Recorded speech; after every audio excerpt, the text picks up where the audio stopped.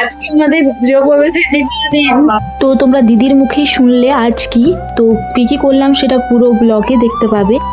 Hello everyone, আমি পারমিতা। তো আমি সেদিন বাড়ি ফিরে গিয়েছিলাম, দিয়ে এদেরকে আনবো বলে শিল্পীর শরীর খারাপ ছিল, তো আমরা স্কুটি করে যাচ্ছিলাম আর এরা ভগবানকে ডাকছে। ঢুকেই প্রথমেই জায়বুর দর্শন, তারপরে পুচুরানো হাট দেখাচ্ছে সবাইকে।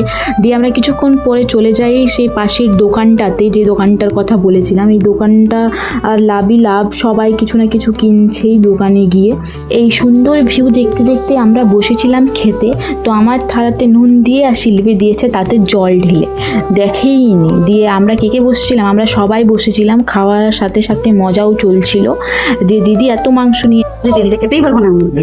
সত্যিই খেতে পারিনি, কিন্তু বাকি সবাই খেয়েছিল হেপি জমিয়ে। মাংস নিরামিষ ছিল, কারণ আগের দিন ডোডোর মায়ের কোলে চেপে দিয়েছে, ও কাউকে ওর মাকে দেবে না, ও মা ভক্ত। দিয়ে দেখাচ্ছিল আমাদের পুষ্পা নাচ।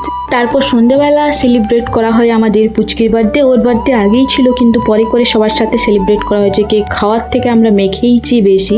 তারপর ঘুরতে যাওয়ার প্ল্যানিং হয়েছিল, ওটা করারই জন্য আমি বাড়ি যাব বলে ঠিক করেছিলাম।